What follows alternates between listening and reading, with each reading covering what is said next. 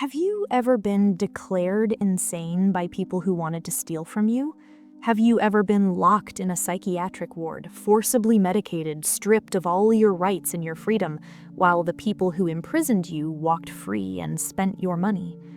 Have you ever screamed the truth to doctors and lawyers and judges, only to have every word documented as further evidence of your mental illness? What if I told you that being sane in an insane situation is the most dangerous position you can be in? Because the more you protest, the crazier you seem.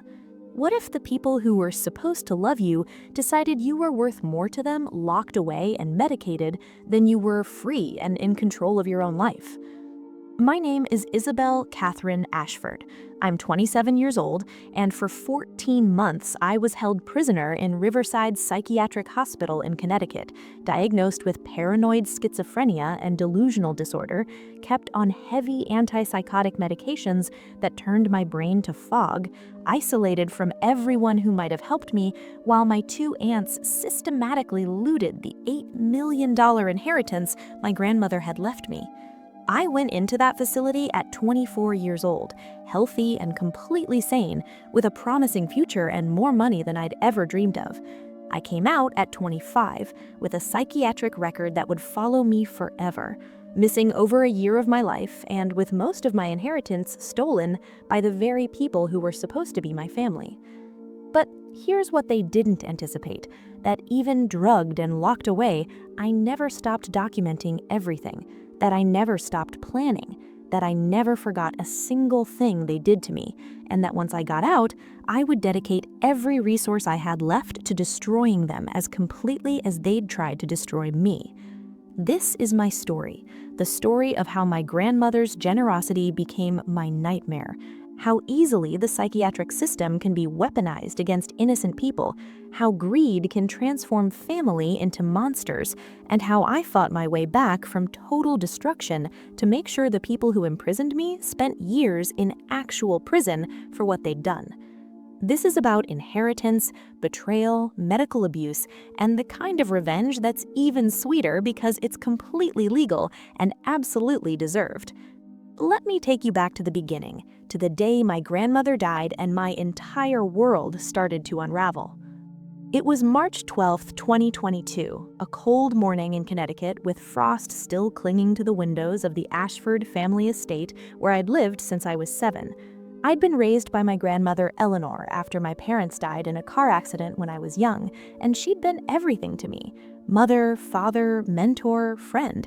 She was 86 years old, sharp as a tack despite her age, still managing her commercial real estate empire from her home office, still beating me at chess every Sunday evening, still planning for the future like she had decades left to live. That morning, I brought her coffee like I did every day, knocked on her bedroom door, heard no response, and went in to find her lying peacefully in bed, looking like she was sleeping, except that she wasn't breathing. I knew immediately that she was gone, and I sat on the floor next to her bed with that cooling cup of coffee and cried until the housekeeper found me an hour later and called the doctor to confirm what we both already knew. Eleanor Ashford was dead, and my world would never be the same. The funeral was enormous. Over 400 people came to pay their respects to a woman who'd been a titan in Connecticut business circles for over 50 years. My grandmother had built her commercial real estate company from nothing in the 1970s, acquiring properties when women weren't supposed to be able to do things like that, managing them brilliantly, growing her portfolio until she owned dozens of buildings across New England. She'd been tough, uncompromising, brilliant, and had raised me to be the same way. She'd had 3 children: my father, Thomas, who died with my mother when I was 7, and her 2 daughters, my aunts, Catherine and Margaret.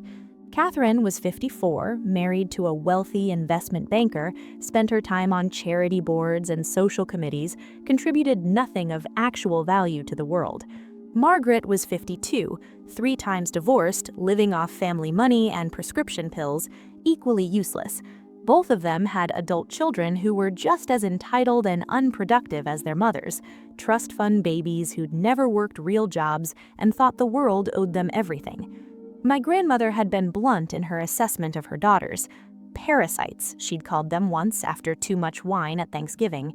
waiting for me to die so they can feast on what I built. But they're going to be very disappointed when they see what I've actually left them." She smiled at me when she said that, and I thought she was joking. I didn't understand then that she was warning me about what was coming. I'd been her protege since I was a teenager. She'd paid for my education at Yale, where I'd studied business and economics, trained me in property management and real estate investment, groomed me to eventually take over the company she'd built. By the time I was 24 and had just finished my master's degree in business administration, I was essentially functioning as her second in command, managing properties, handling tenant relationships, learning everything she could teach me about the business. The will reading happened 5 days after the funeral, in the offices of Robert Blackwell, my grandmother's attorney and friend for over 40 years. Everyone gathered. Catherine and Margaret with their entitled children, various distant relatives hoping for bequests, household staff who'd served my grandmother for decades, and me, still numb with grief, wearing the black dress my grandmother had bought me for my graduate school graduation. Robert was 70 years old, white-haired and dignified, and he looked genuinely sad as he opened the will to execute my grandmother's final wishes. There were small bequests to staff, donations to charities, gifts to distant relatives. Then came the main estate, and Robert's voice was somber as he read the crucial paragraph. "To my beloved granddaughter, Isabelle Catherine Ashford, I leave the entirety of my remaining estate, including all commercial real estate holdings, all investment portfolios, all financial accounts, both domestic and international, the family home and all its contents, my jewelry collection, my art collection, and all other assets, both tangible and intangible. The total value of this bequest is estimated at approximately $8 million after all taxes, debts, and specific bequests are satisfied. I appoint Robert Blackwell as trustee until Isabelle reaches the age of 25, at which time all assets will transfer to her complete and unrestricted control." The silence in the room was absolute. You could have heard a pin drop. Then Catherine's voice cut through it, sharp with barely controlled fury. "Everything? Mother left her entire fortune to Isabelle? Her own daughters get nothing?" "Eleanor's will is very clear," Robert said calmly, though I could see tension in his shoulders. She felt that Isabelle was best positioned to manage and preserve the family business and assets. She made this decision thoughtfully and with complete mental clarity. "This is outrageous," Margaret said, standing up so fast her chair fell backward. "Mother was clearly senile at the end. Isabelle manipulated her, poisoned her against her own daughters, convinced her to leave everything to her favorite grandchild. This will is the result of undue influence, and we're going to contest it." I sat there in shock, barely processing what was happening. $8 million. My grandmother had left me everything she'd built over a lifetime. The weight of that responsibility was crushing, but more than that, I felt the heat of my aunt's hatred directed at me like a physical force. They were looking at me like I was a thief who'd stolen what rightfully belonged to them, when the truth was I'd never asked for any of this, had never expected it, just loved my grandmother and tried to learn from her. Robert's voice was firm as he addressed my aunts. "Eleanor updated this will 6 months ago, in my presence and in the presence of 2 other witnesses, all of whom can attest to her complete mental competence. She knew exactly what she was doing and why. If you choose to contest the will, that's your right, but I can tell you now that you won't succeed. The documentation of Eleanor's mental capacity is ironclad." The meeting dissolved into chaos after that, Catherine and Margaret storming out, making threats about lawyers and court challenges, their children following, shooting me looks of pure hatred. Distant relatives who'd expected small bequests, suddenly cold and hostile. I was left sitting there with Robert, trying to understand how my grandmother's death had turned into this nightmare. "They're going to make this very difficult for you," Robert said quietly after everyone else had left. Catherine and Margaret have always felt entitled to Eleanor's money, and now that they're not getting it, they'll do whatever they can to take it from you. You need to be very careful, Isabelle, very careful." I wish I'd understood then just how careful I needed to be. I wish I'd known that my aunts weren't just angry and vindictive, but that they were actively planning something that would destroy my entire life. But I was 24, grieving, overwhelmed, and I still thought that family meant something, that there were lines people wouldn't cross no matter how angry they were. I was so naive. The first few weeks after the funeral were a strange limbo period. I was still living at the estate, trying to learn all the details of managing the properties and investments, working with Robert to understand the full scope of what I'd inherited. My aunts were ominously quiet, and I foolishly thought maybe they'd accepted the situation, that their initial outburst had been grief and shock, and they'd calm down once they processed everything. Then the gaslighting campaign began, and it was so subtle at first that I didn't recognize it for what it was. Catherine started visiting the estate regularly, claiming she needed to collect some of her mother's personal items for sentimental reasons. She'd arrive unannounced, let herself in with her key, spend hours going through rooms. I'd come home from meetings with Robert or property managers to find things moved around, photographs rearranged, small items missing. At first, I thought I was just disorganized in my grief, that I was misremembering where things were. But it kept happening. I'd leave my grandmother's jewelry box on her dresser and come back to find it in a different room entirely. I'd be sure I'd left documents in one place, and they'd appear somewhere else.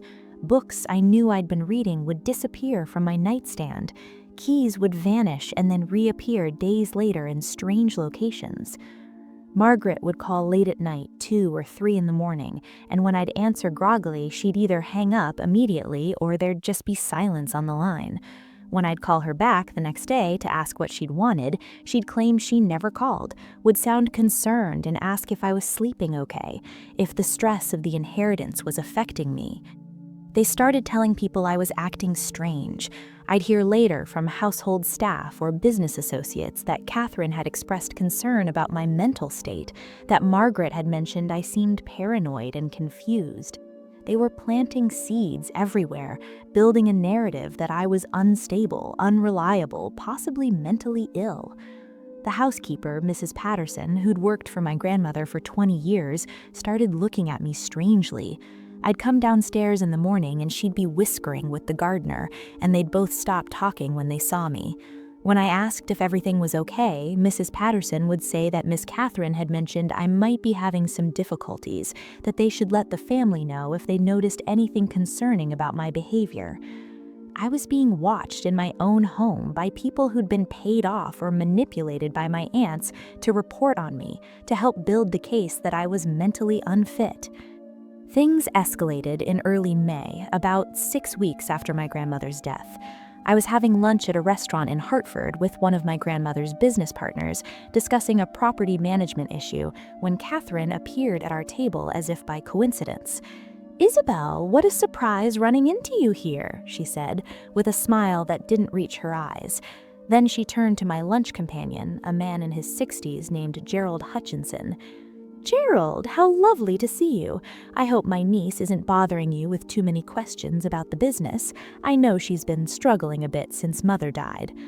"I'm not struggling," I said, feeling my face flush.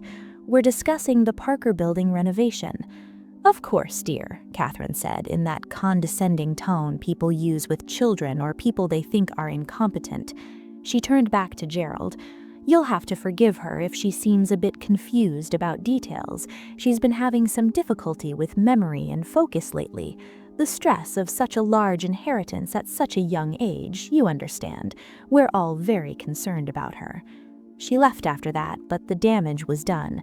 I could see doubt in Gerald's eyes, see him reassessing me, wondering if what Catherine said was true. Our meeting became strained and awkward, and afterward I sat in my car feeling like I was losing my mind. Was I acting confused? Was I struggling more than I realized? Was the grief affecting me in ways I couldn't see? That's what gaslighting does. it makes you doubt your own perception of reality. Even when you know what's happening, even when you can see the manipulation, there's a part of you that wonders if maybe they're right. Maybe you are the problem. Margaret escalated her part of the campaign around the same time. She started leaving me voicemails that made no sense, rambling messages about family secrets and hidden money and people who were watching us. But when I'd call her back to ask what she was talking about, she'd claim she'd left completely different messages, would sound worried that I was misinterpreting normal conversations, would suggest maybe I should talk to someone about these confusions I was having. She sent flowers to the estate with cards that had bizarre, cryptic messages that seemed designed to make me seem paranoid when I tried to explain them to anyone. "The walls have eyes and grandmothers watching," read one. "They know what you did and they're coming," read another. But when I showed them to Robert, Margaret claimed she'd sent normal sympathy flowers and seemed concerned that I was reading sinister meaning into innocent gestures. I started feeling genuinely paranoid, which was exactly what they wanted. I'd double and triple check locks, would wake up in the middle of the night convinced someone was in the house, would find myself questioning every interaction and every memory. The staff at the estate was clearly uncomfortable around me, and I could hear them whispering about how Miss Isabelle wasn't handling things well, how maybe the responsibility was too much for someone so young. Robert noticed the change in me during our meetings. I was anxious, distracted, having trouble focusing on business decisions. He asked if I was okay, if I needed to take some time, if the pressure was too much. I tried to explain what was happening, but even to my own ears it sounded paranoid. My aunts were moving things around to confuse me, calling me late at night just to hang up, telling people I was mentally ill so I'd seem mentally ill when I tried to defend myself. "Isabelle, I know this is a difficult time," Robert said gently. "Grief can affect us in unexpected ways. Perhaps you should consider talking to someone, a therapist who could help you process everything."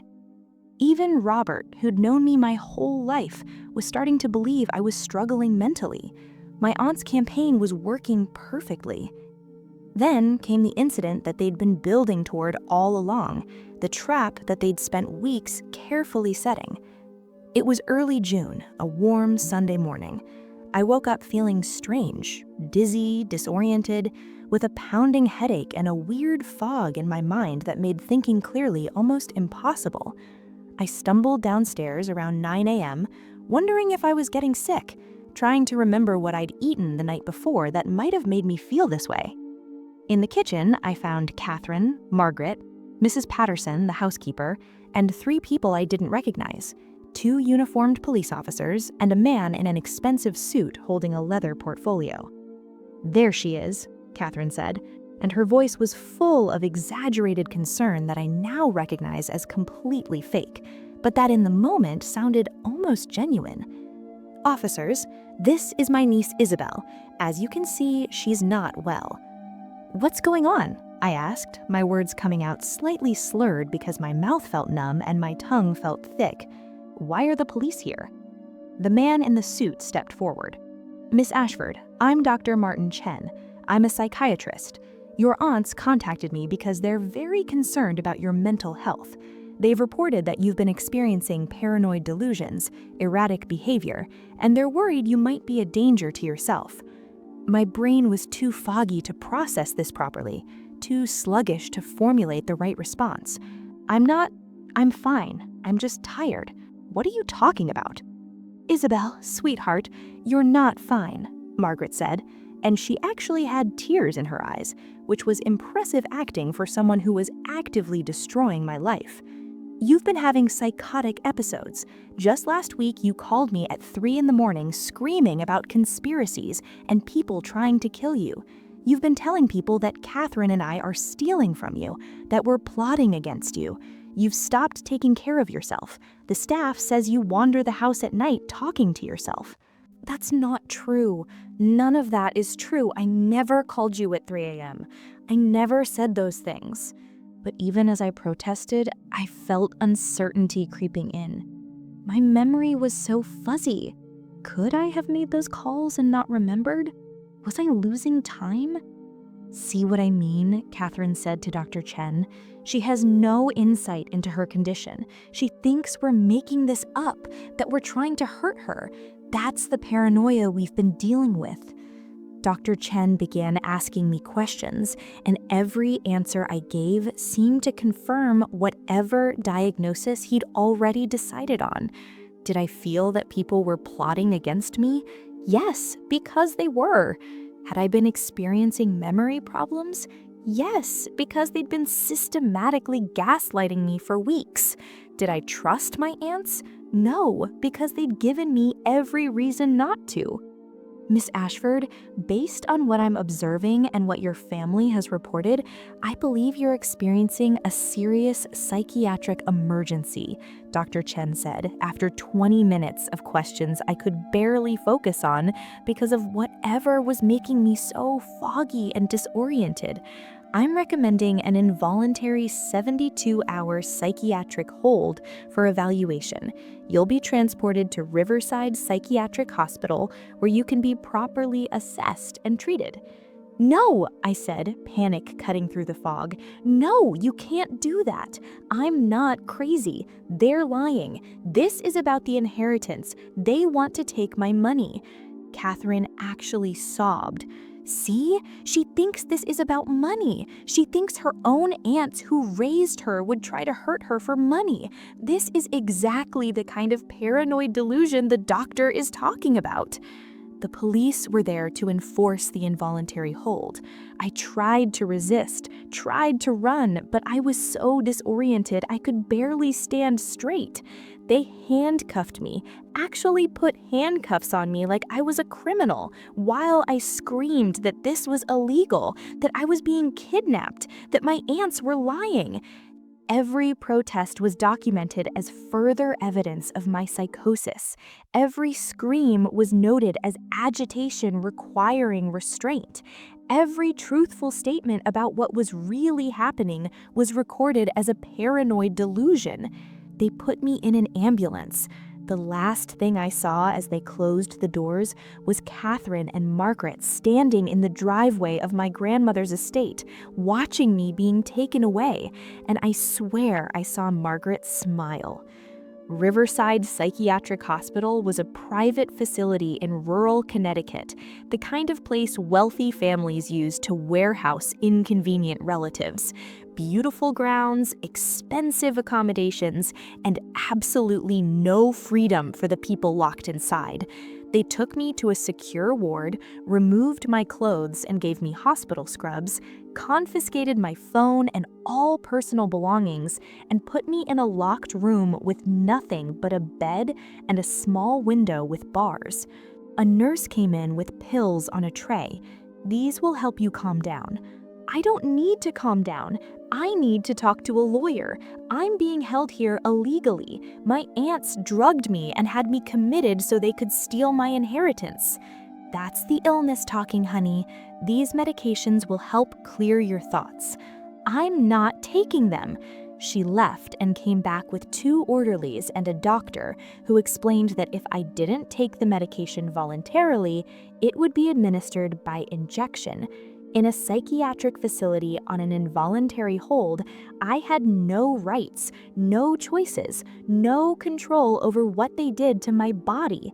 I took the pills, which turned out to be powerful antipsychotics, Thorazine and Haldol, drugs that turned my brain into sludge. Within an hour, I couldn't think clearly at all, couldn't form coherent arguments, couldn't fight back because I could barely string thoughts together. That was my life for the next 14 months. Locked in Riverside Psychiatric Hospital, diagnosed with paranoid schizophrenia and delusional disorder, kept on medication that made me a zombie, while Catherine and Margaret petitioned the courts for guardianship and systematically looted the inheritance my grandmother had left me. I found out later how they did it legally. While I was locked up and medicated, they'd filed for an emergency guardianship, presenting the psychiatric hold as evidence that I was mentally incompetent to manage my own affairs. They'd provided statements from Dr. Chen, who'd been paid $20,000 to do the initial evaluation and recommend commitment. They'd presented testimony from Mrs. Patterson and other household staff who'd been coached to describe my erratic behavior. Robert Blackwell tried to fight it, tried to argue that this was a ploy to steal my inheritance, but he was one attorney against a team of expensive lawyers my aunts had hired, and the court system defaults to believing medical professionals and concerned family members over a patient in a psychiatric ward. Catherine was appointed my legal guardian and conservator of my estate. Margaret was appointed co-conservator. Together, they had complete legal control over $8 million that should have been mine, and complete legal control over my medical treatment, which meant they could keep me locked up and medicated indefinitely. They visited once a month, played the concerned relatives, checking on their poor, mentally ill niece, brought me magazines and candy like I was a child, talked in soft voices to the doctors about my progress. I tried to tell the doctors the truth, tried to explain that I wasn't schizophrenic, that this was all fabricated. But medicated and institutionalized, I sounded exactly like a paranoid schizophrenic would sound. The diagnosis became self-fulfilling. They said I was delusional and paranoid, so when I insisted the situation was a conspiracy to steal my money, that was proof of my delusion and paranoia. When I said I wasn't mentally ill, that was proof I lacked insight into my condition. When I begged to be released, that was evidence I needed to remain hospitalized. There was no way to prove I was sane, because sanity itself became evidence of illness when interpreted by people who wanted to see illness. I spent months in that fog of medication, barely able to think, barely able to remember who I was. They had me on such high doses of antipsychotics that some days I couldn't even remember why I was there or what I was fighting for. Days blurred into weeks, weeks into months, and I started losing hope that I'd ever get out. But somewhere deep inside, past the medication and the isolation and the despair, a small part of me never stopped fighting, never stopped documenting what I could on scraps of paper I'd hide in my room, never forgot that what was happening to me was wrong, was criminal, was something that needed to be exposed and punished. And eventually, that small fighting part of me figured out how to escape. Around month 6, something shifted. The doctors reduced my medication slightly because I'd become so compliant, so docile that they thought I wasn't a danger anymore. My mind began to clear just enough to think strategically instead of just reactively. I realized that fighting the system directly had only made things worse. Every time I'd protested, every time I'd insisted I was sane, every time I'd accused my aunts of wrongdoing, it was documented as further evidence of my illness. So I stopped fighting. I started playing the game. I attended every therapy session and said exactly what they wanted to hear, acknowledged that I'd been very stressed after my grandmother's death, admitted that maybe I had been confused about my aunt's intentions, agreed that the medication was helping me see things more clearly, became the perfect compliant patient who was showing wonderful progress toward recovery. It took months of this performance before the staff began to believe it. Months of pretending to accept their diagnosis while secretly documenting everything I could remember, everything I observed, every visitor's comment, every medication change, every conversation that might be useful later. I made myself invaluable in small ways, helping other patients, volunteering for group activities, being unfailingly polite to staff. I became the success story they could point to, the patient who'd been very ill but was responding beautifully to treatment. They started talking about eventual discharge, about transitioning me back to supervised community living. Catherine and Margaret visited monthly like clockwork, always with the same performance. They'd bring me little gifts, talk to me in those condescending tones reserved for children and people they think are stupid, ask the doctors how I was progressing. During those visits, I'd smile at them, thank them for taking care of everything while I was sick, play the grateful niece who didn't understand she was being systematically robbed. But I was listening carefully to everything they said. They'd mention selling properties to better manage the portfolio, talk about investment opportunities they were pursuing with my money, discuss necessary expenses for managing the estate, and I'd smile and nod while mentally cataloging every admission, every hint of where my inheritance was going. Catherine couldn't help herself sometimes. She'd brag just a little, forgetting I was supposed to be too medicated to remember or understand. "We sold the Parker building for a wonderful price," she'd say. "Of course, the management fees were substantial, but that's just part of responsible stewardship." Catherine was more careful, but even she would slip occasionally. "Your inheritance is being very well managed, Isabelle. Don't worry about any of the details. That's what family is for." I smiled and agreed and filed every word away for later. After 8 months of perfect behavior, they started planning for my discharge. The doctors were confident I'd achieved stability, that I'd learned to manage my illness, that with continued medication and outpatient treatment, I could live semi-independently. My aunts had no choice but to go along with it.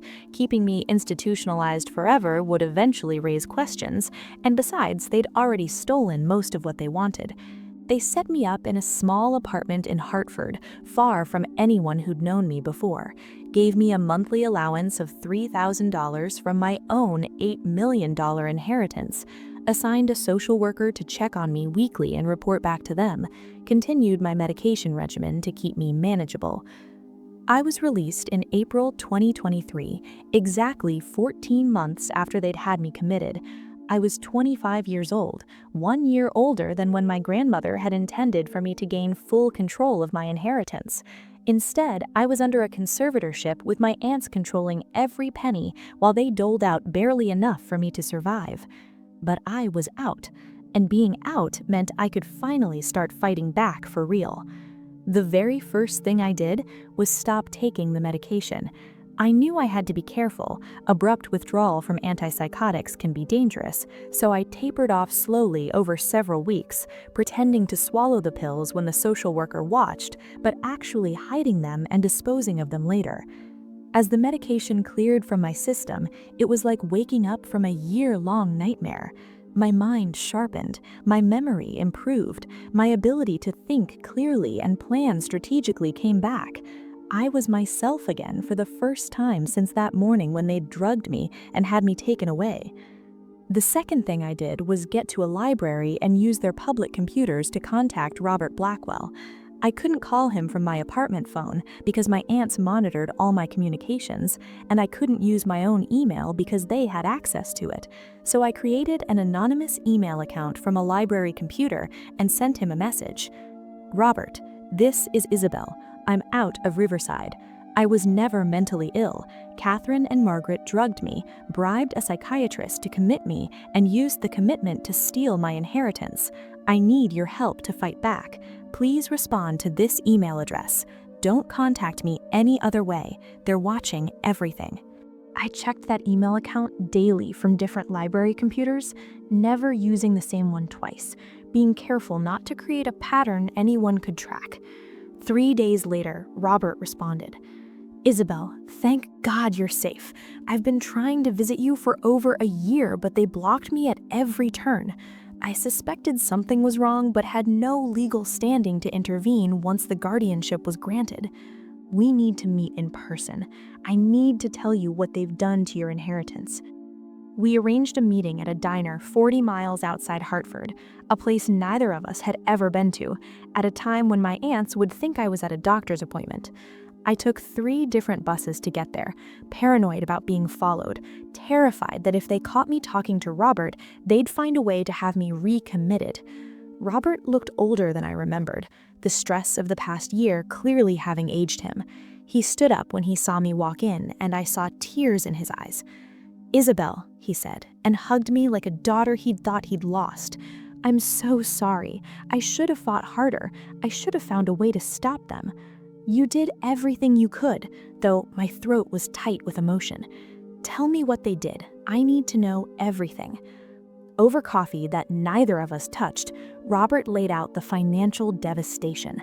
Catherine and Margaret had spent 14 months systematically looting my inheritance. They'd sold the most valuable commercial properties and pocketed the proceeds, claiming the sales were strategic portfolio adjustments. They'd made investments in businesses owned by their children, obvious shell companies designed to siphon money. They'd paid themselves enormous management fees for handling the estate. They liquidated investment accounts and hidden the assets. In 14 months, they'd turned $8 million into less than $2 million, and most of what remained was in accounts I couldn't access because of the conservatorship. "But here's the thing," Robert said, leaning forward. "They were sloppy, arrogant. They didn't think you'd ever be in a position to challenge them, so they didn't cover their tracks well. The paper trail is clear and damning. If we can get the conservatorship overturned, if we can prove the original commitment was fraudulent, we can go after them criminally. How do we prove I was never mentally ill? We need evidence that they orchestrated the commitment, proof that Dr. Chen was paid to diagnose you, testimony from anyone who knew the truth, documentation showing you were drugged before the evaluation. Anything that proves this was a conspiracy to steal your inheritance, not a legitimate medical intervention." I thought about the hidden notes I'd kept at Riverside, the conversations I'd documented, the admissions my aunts had made thinking I was too medicated to remember or understand. "I have some evidence. Not enough, but some. We need more." Robert pulled out a folder. "I've been investigating on my own. Quietly, carefully, because I knew if they caught on, they'd find a way to stop me. I've found some things. Dr. Martin Chen has a history of doing evaluations for families who need someone declared incompetent. He's been paid substantial amounts by several wealthy families over the years to provide diagnoses that support commitment or guardianship.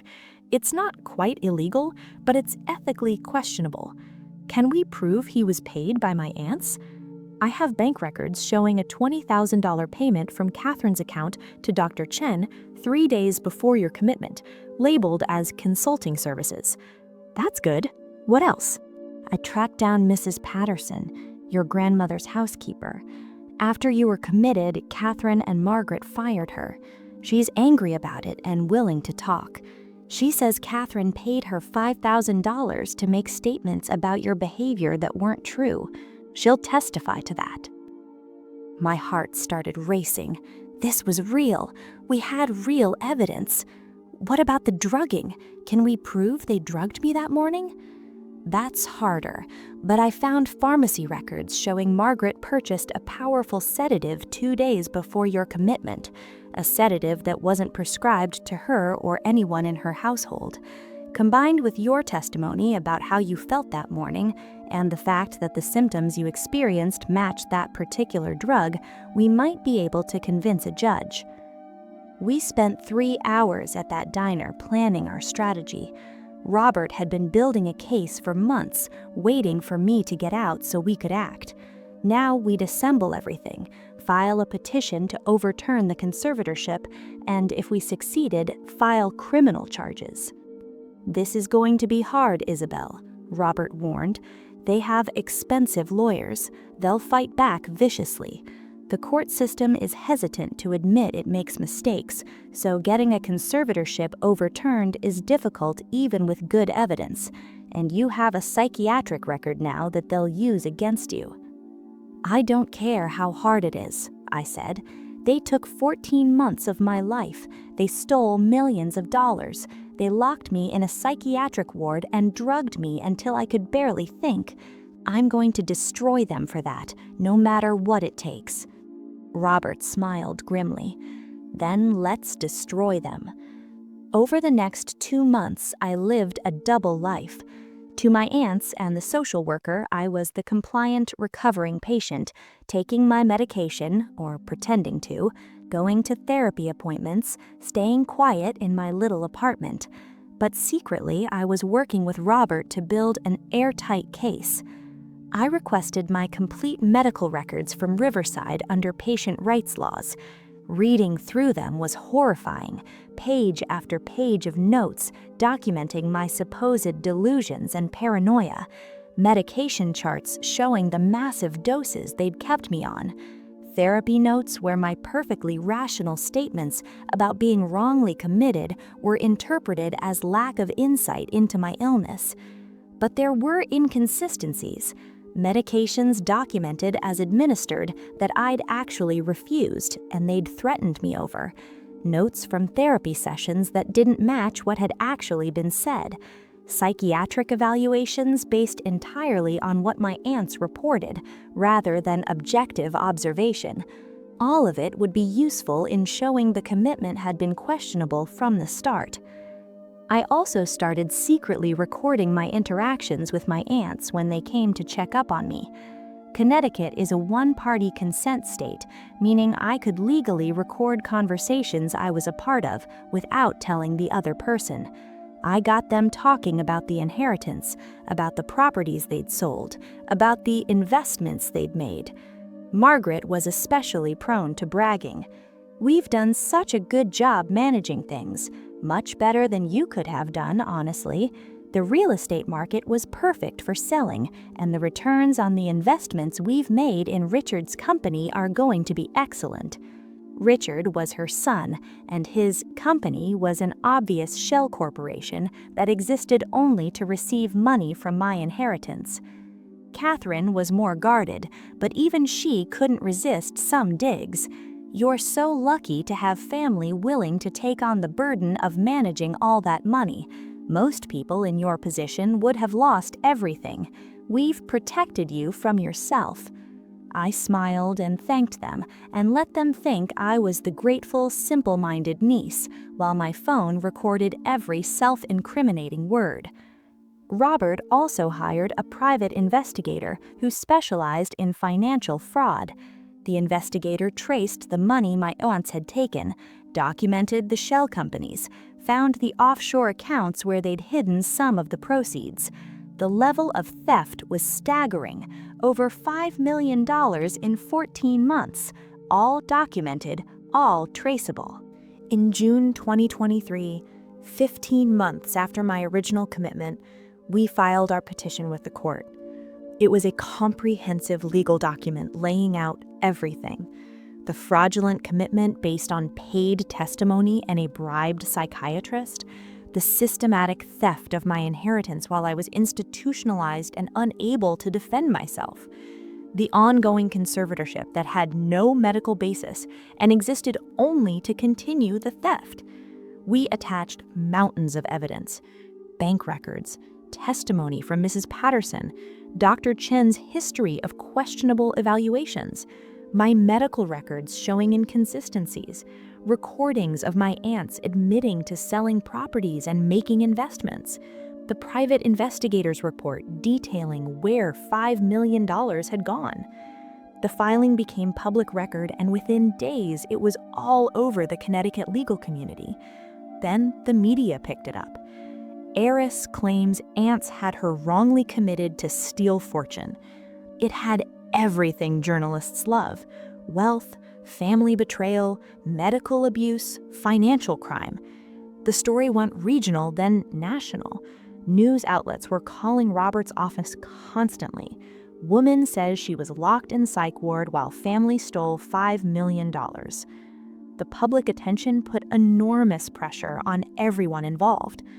Catherine and Margaret's lawyers immediately went on the offensive, calling the allegations outrageous and false, claiming I was having another psychiatric episode, insisting the conservatorship was necessary because I was mentally incompetent.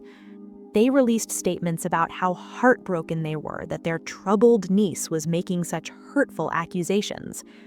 But the court ordered an independent psychiatric evaluation.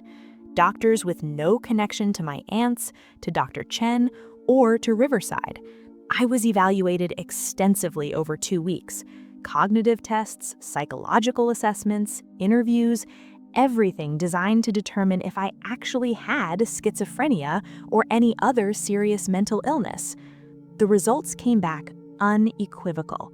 I showed no signs of schizophrenia, no signs of delusional disorder, no signs of any psychotic illness. I was psychologically normal, albeit with PTSD from being wrongfully institutionalized and medicated for over a year. That independent psychiatric's report was damning. The original diagnosis of paranoid schizophrenia appears to have been entirely based on information provided by family members with clear financial motivation to have Miss Ashford declared incompetent. Our evaluation finds no evidence supporting this diagnosis. Miss Ashford presents as intelligent, rational, and fully capable of managing her own affairs. That report changed everything. The court couldn't ignore independent medical testimony that directly contradicted the entire basis for the conservatorship.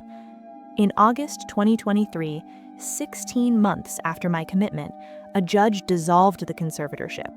Legal control of what remained of my inheritance reverted to me immediately.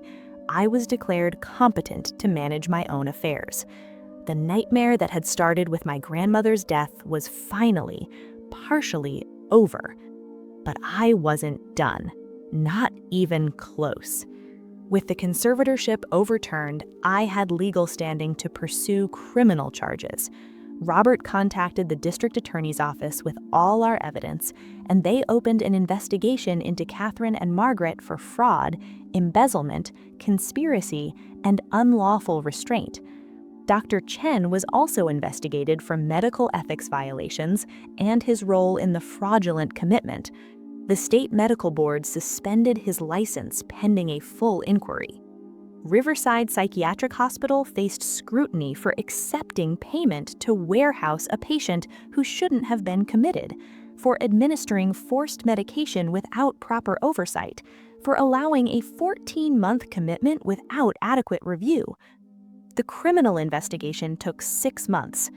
During that time, I lived in my grandmother's estate again. I'd moved back immediately after the conservatorship ended, reclaiming what should have always been mine. I used what was left of my inheritance to hire the best lawyers I could find for the civil suits I was preparing. Catherine and Margaret's expensive attorneys tried every tactic to prevent criminal charges. They claimed everything they'd done was legitimate estate management.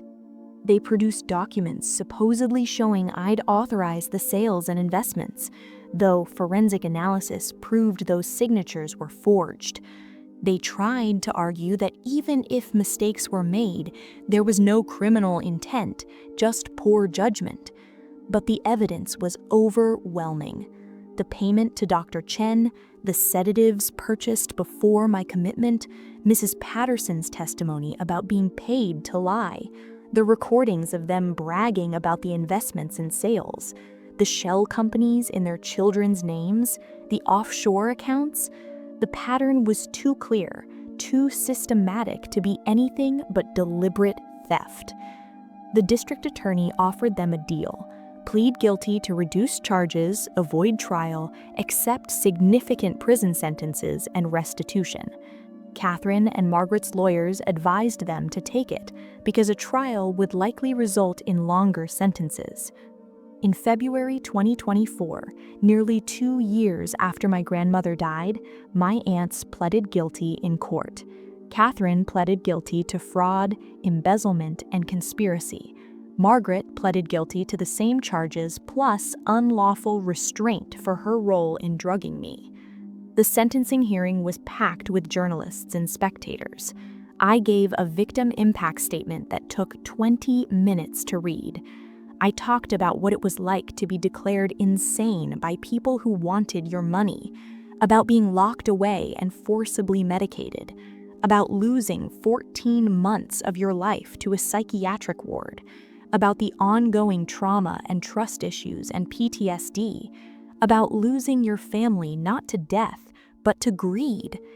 Catherine and Margaret Ashford decided I was worth more to them locked away and drugged than I was free and in control of my own life, I said, looking directly at them as I spoke.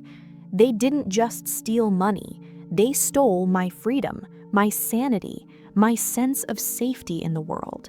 They weaponized the psychiatric system to imprison an innocent person. They need to face real consequences for that. The judge sentenced Catherine to 7 years in federal prison. Margaret got 9 years because the drugging added unlawful restraint charges. Both were ordered to pay full restitution of all stolen funds, plus additional damages. Dr. Chen lost his medical license permanently and got 3 years for his role in the fraudulent commitment. Riverside Hospital paid a massive settlement to avoid a lawsuit and implemented new oversight procedures. But beyond the criminal justice, I pursued them civilly, sued for the stolen money, for damages, for the cost of the psychiatric treatment I'd needed after getting out, for lost opportunities during the 14 months I was locked away, won a judgment for $14 million. Not that they had anywhere near that much, but it was satisfying to bankrupt them completely. Their children, who'd benefited from the shell companies and stolen money, also faced legal action. Some of that money was recovered. Not all, but enough. I'm 27 now, 2.5 years past my grandmother's death. I have about $4 million left after legal fees and what couldn't be recovered, half of what she'd left me, but enough to live comfortably and rebuild. I've restarted the real estate business, managing the few properties I still own and slowly acquiring new ones.